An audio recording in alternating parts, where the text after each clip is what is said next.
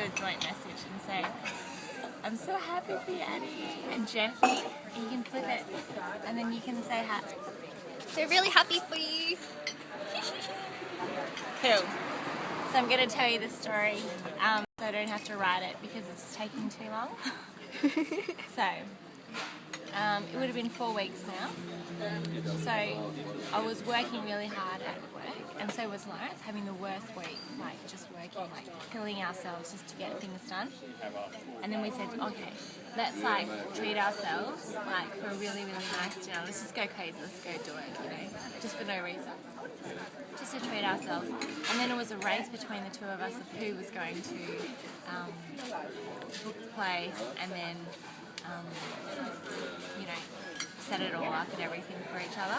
He beat me to the punch, and he called me on a Wednesday and said, oh, maybe I've got a booking for this place, but it's for this Friday. Have we got anything on? And we actually had someone going away to go to. And I was like, oh, we can probably go and miss it because we're going to see him anyway. And then, so we decided, okay, let's just go this weekend. But it was like a weird weekend because it was actually during the busy period, so it wasn't even after. And then, so he told me, okay, dinner's at 6:30, so you got to get home by 6. We're leaving at 6. And I was like, okay. I got home at like 5 to 6. Got dressed, like brushing around, and he goes, oh, dinner's at 7, but I told you 6:30. Because in true Toe style, he knew that Jen was going to be late. I didn't know that it was going. He didn't tell me where it was going to be, but I wasn't suspicious or anything at all because, you know, we always keep it a secret from each other. And then, like, he was driving to the secret location, and then he jumped onto Tompkin Highway North, and I was like, where are you going? In Malaga.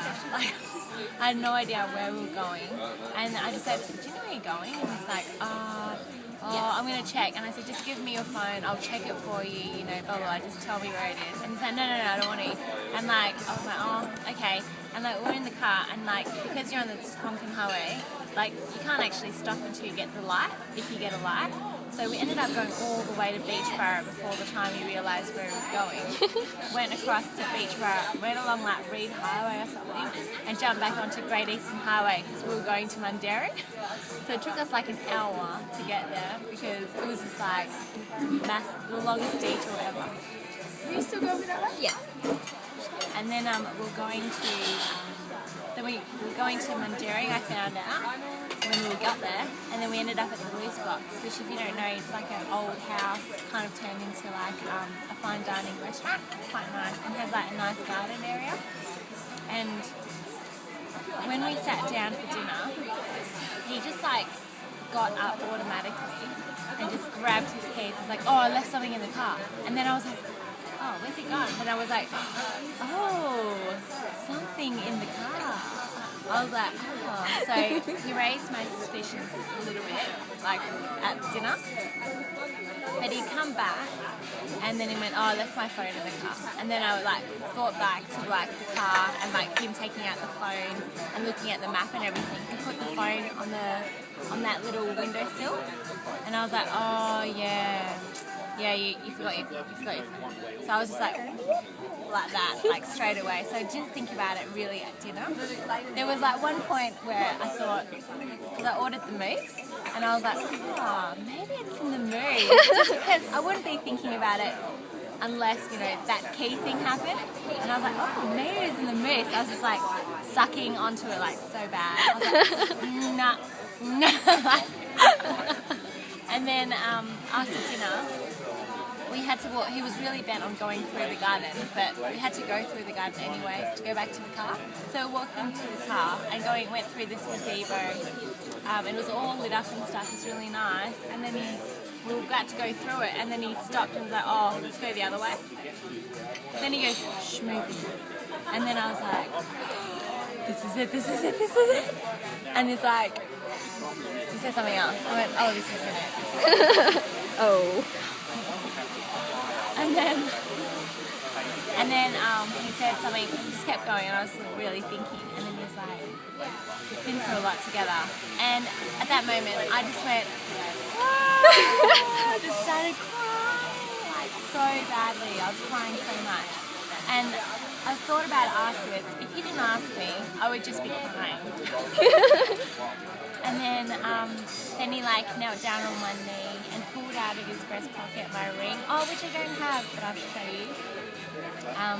And then he put it on my right hand. And then I was like crying, like blubbering, like, this is wrong. Like that.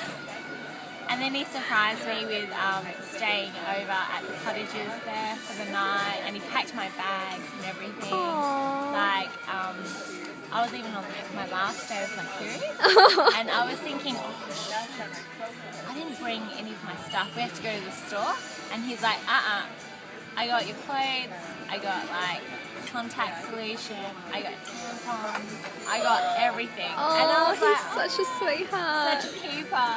Oh, and the fact that you packed your bag, that's so It's so cute, I know. And he even made like all the stuff behind it. That's why I love the ring so much, because he picked it himself, and like he stole my ring.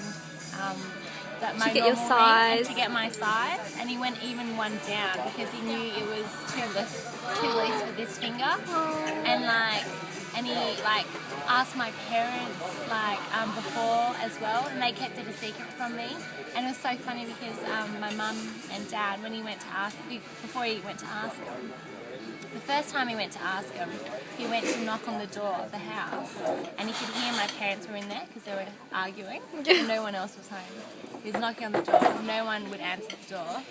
He like rang it like 5 times, no one came, and then he's like, oh, I'm just gonna go, and I'll come back another time. And then he was walking to the car and went, no, you know what? I'm gonna go and ask him right now. Goes back, knocks on the door, no one picks up. He even rings the house. He can hear the phone ringing, but no one picks up the phone. They're still arguing. No one comes to the door, and he's like, yeah, better not. So The second second time he came back, he told my parents, oh, I've got something serious I want to talk to you guys about.